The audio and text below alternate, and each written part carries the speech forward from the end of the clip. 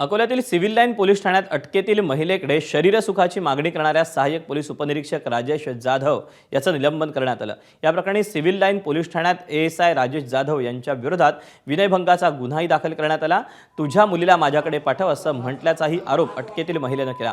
दरम्यान ही घटना वरिष्ठांना कळाल्यानंतर संतप्त वरिष्ठांनी राजेश जाधववर हात उगारला, पण वर्दी असल्यानं त्यांनी हात आवरता घेतला। दरम्यान ज्यावेळी ही घटना घडली तेव्हाच राजेश जाधव हा मागच्या दारानं पोलीस ठाण्यातून फरार झाला। सध्या पोलीस त्याचा शोध घेत आहेत।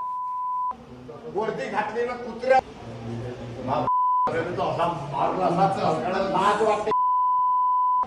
वर्दी घातलेला कुत्र्या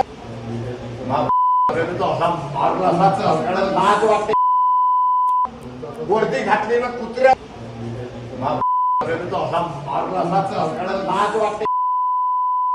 वर्दी घातलेला कुत्र्या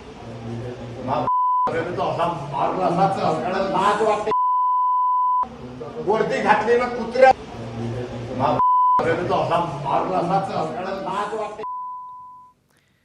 दरम्यान राजेश जाधव याच्यावर कठोर कारवाई करावी अशी मागणी राष्ट्रवादीचे नेते अमोल मिटकरी यांनी केली आहे।